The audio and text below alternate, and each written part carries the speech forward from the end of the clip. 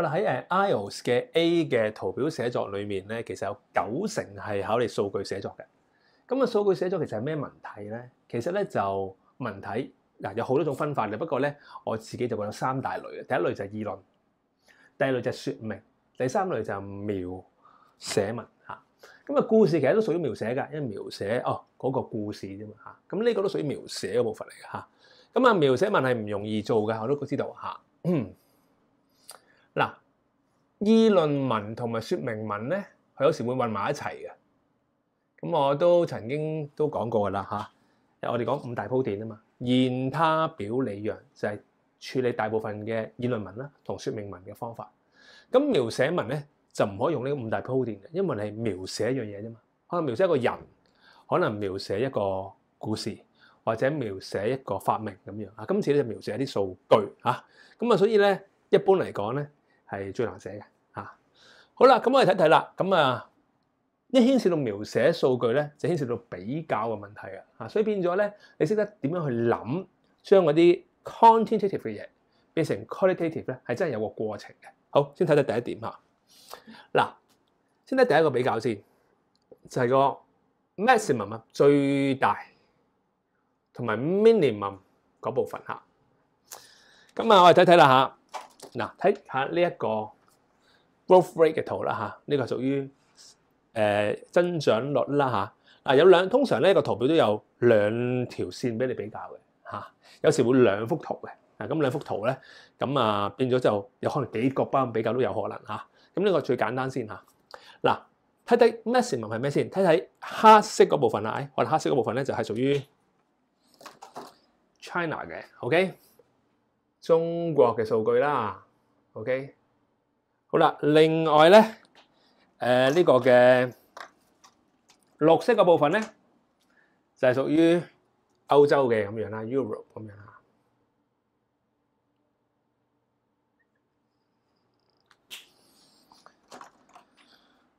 你會見到咧2個嘅線嘅 maximum 喺邊度咧？呢度咪 maximum 咯。嗱，我哋第一點先揾出個 maximum 先，係咪黑色嘅 maximum， 綠色嘅 maximum？ 好，另外第一點嘅 minimum 咧 ，minimum 喺邊咧？咁綠色好易睇嘅 ，minimum 就係呢個位，見到啦，都係第一點嚇。OK， 好啦，而黑色 minimum 咧就幾得意嘅，好似個槽咁嘅。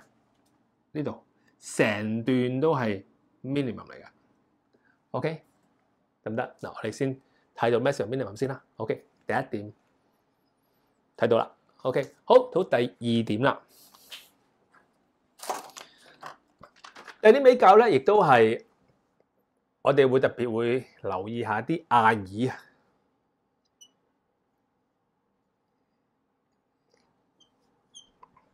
咩叫亞耳咧？睇睇啦嚇。頭先紅色就做咗啦，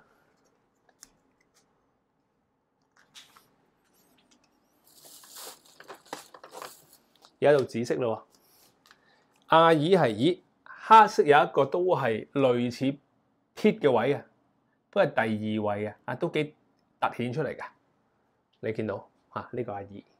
我另外睇下面啦，另一個亞耳就唔好突顯嘅。你見到呢個位咧，似乎可以唔講嘅，唔突顯嘅話嚇，不過都標咗出嚟先啦。呢個就係亞耳啦，得唔得？咁你可以咧，有時睇由尾數上嚟啊。不過呢個由尾數上嚟咧就冇乜必要啦。咁你睇邊個突顯啲嘅啫嚇。總之你可以順住或者係倒數都可以嚇。咁呢個順住噶啦。OK， 我哋又處理完啦。OK， 大家知道亞耳係點啦。好啦，第3點咧係乜嘢咧？第3點就係如果2幅圖俾你。有冇嘢唔見咗？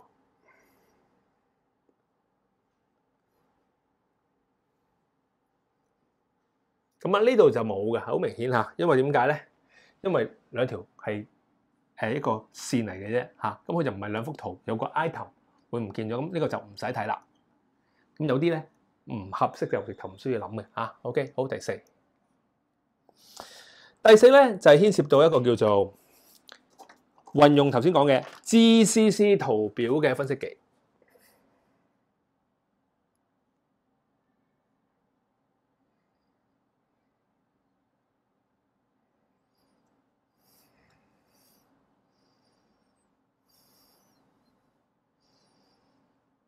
第一個知係咩咧？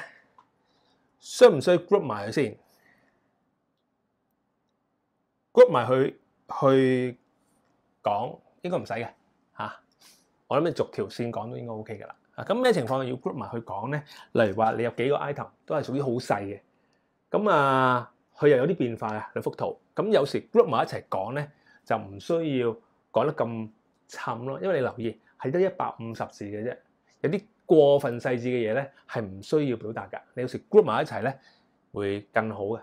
OK， 好啦，第二即係 group 唔需要 group 啦。第二有咩 common 嘅地方？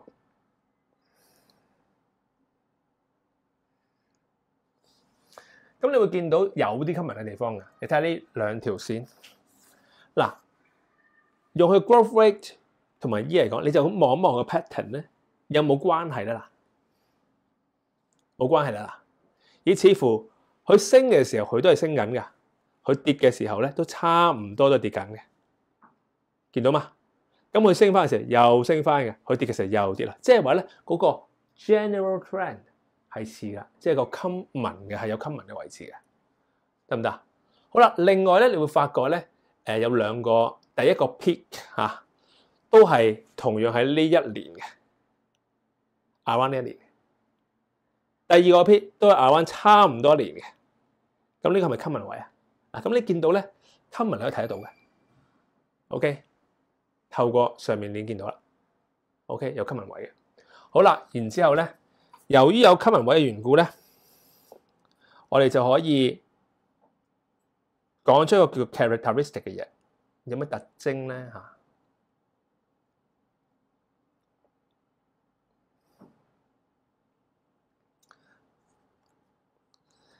咁呢部分咧其中一個特徵你見到咧，除咗有 common 位之外，仲有一個 characteristic，你發覺咧後面呢個位。咦，開始穩定啦，冇乜點變啦，見唔見到？嗱，咁呢個係叫做咩咧？係屬於一個叫做喺 GCC 裏面咧，我哋見到睇到一個特點就係咩咧？喺呢一段時間啊，呢段時間好似個平原咁啊，嗱。佢頂嘅時候，佢就差不多頂啦。OK，佢落喺槽嘅時候，都差不多呢個槽啦。General 嘅 trend 係一樣啦 ，common 啦。另外個 characteristic 後面有兩個平原。OK， 得唔得？嗱，我哋 GCC 去到呢度啦。OK， 咁另外咧，運用 GCC 嘅時候要留意下，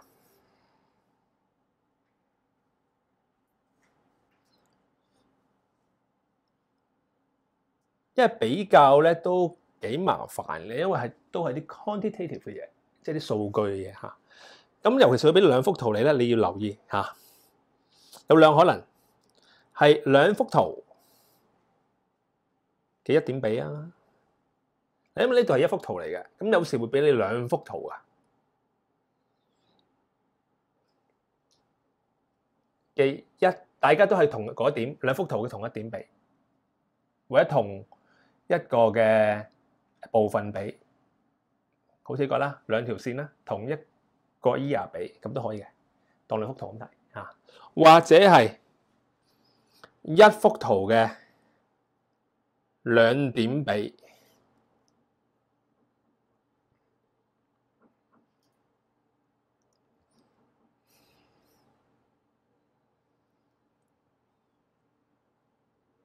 舉個例子，有時咧你面對嘅唔一定係呢啲 line graph 嘅嚇，可以係 pie chart 嘅。如果係 pie chart 嘅話咧，咁你有時你會見到兩幅 pie chart， 好啦，佢可以咁樣比㗎，兩幅 pie chart 各自同樣嗰點比，或者係一個 pie chart 裏面兩個 setter 比，叫做一幅圖嘅兩點比咯，得唔得？先講先，運用 GCC 你要留意呢一部分。OK， 好，繼續。好啦，基本上呢4點咧都已經大概攞咗80%嘅啦，攞80%嘅。咁另外仲有要留意嘅咩咧？有時咧5同6就係個 difference 啊，兩幅圖嘅 difference， 即係佢增加得最 maximum 啊，就唔係佢個 absolute value 係 maximum 喎，而係佢增加得 maximum 嚇。咁呢一幅圖咧就冇需要去考慮5同6嘅，點解咧？留意下，因為咧有時啲 percentage 係動嘅，有時係靜嘅。留意下，你睇下呢個係 percentage 係動定靜嘅先。Growth rate， 你而家你面對係一個動態 percentage， 識喐㗎，得唔得？動態嘅，咁佢本身已經係一個 change 嚟嘅，佢嘅 maximum 已經係 change 嘅最大。明我講咩嘛？咁即係你唔需要5同6，即係呢度咧動態係唔會用到5同6嘅嚇。但係如果咧你牽涉到一種靜態 percentage 嘅話咧，就需要啦。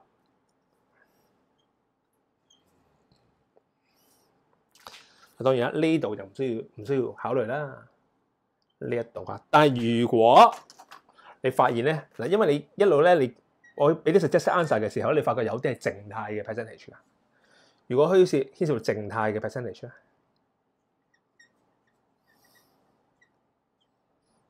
例如話咩叫做唔係 growth rate 啊，而係話佔人口嘅幾多百分比？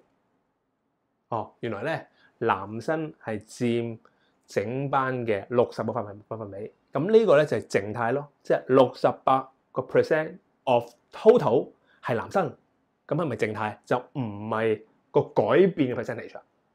你明啦嚇，都唔明唔緊要。動態 percentage 嘅意思即係新減舊除舊。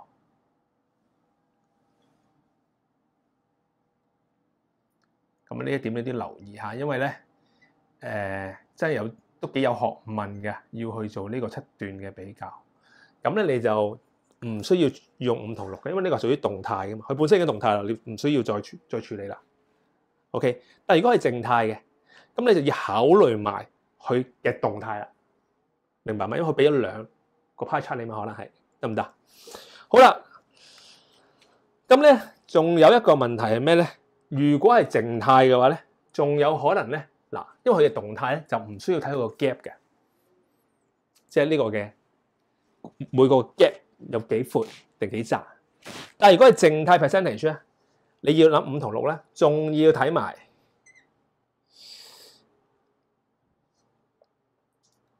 線與線之間嘅 gap。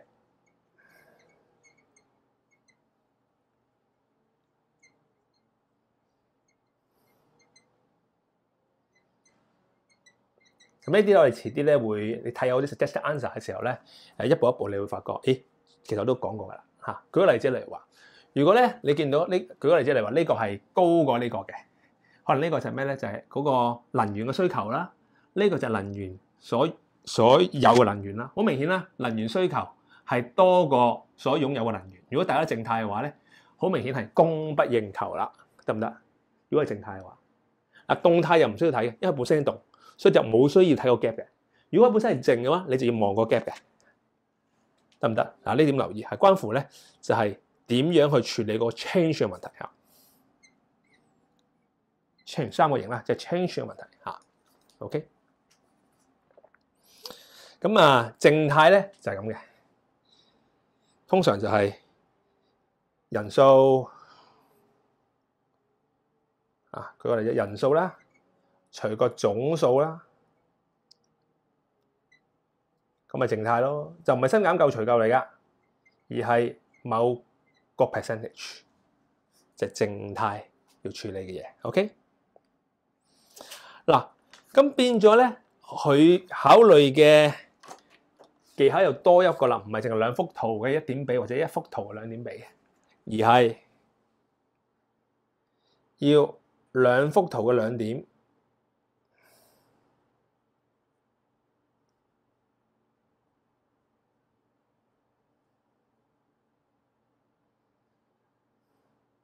嘅 difference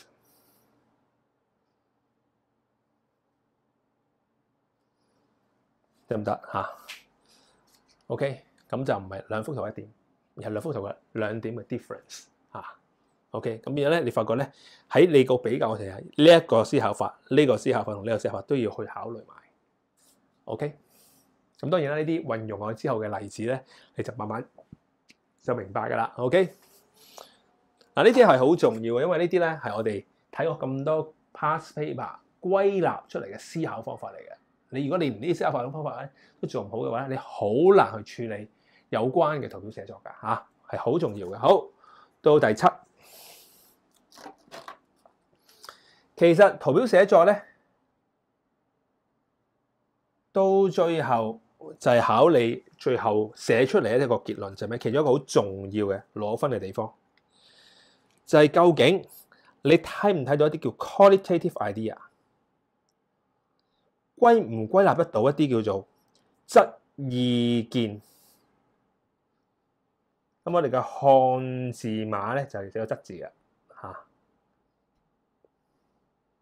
咁你會見到咧，我哋嘅 suggested answer 咧，每個句子隔離都有啲漢字嘅代碼嘅，咁幫助大家咧質啊 qualitative idea， 你睇唔睇得到咧？嗱點解咧？因為個問題係量數據嚟噶嘛，考試就考你從量數據化成質文字 ，OK 得唔得 ？OK， 咁如果你見得到嘅話咧，咁你留意啦，有個技巧嘅嚇，因為好多人都見唔到嘅。其實呢度都唔容易㗎嚇。透過呢6點之後，你揾到嘅話咧，就要開始講啦。舉個例子嚟話，咦，我睇得到喎，佢哋係個 trend 係 general trend 係 similar 嘅，呢個咪係 qualitative idea 咯，得唔得 ？OK， 咁你咧就留意啦嚇。咁啊，你要同自己講嘅，你就寫一個中文短句俾自己。提自己咧，你睇得到呢個質，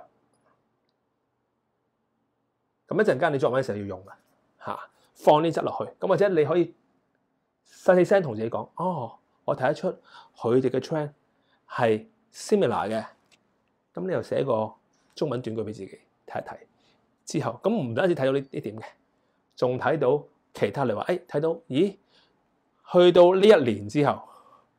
個 growth rate 就開始平穩啦，咁呢啲咪係屬於質嘅 qualitative idea 咯，得唔得 ？OK。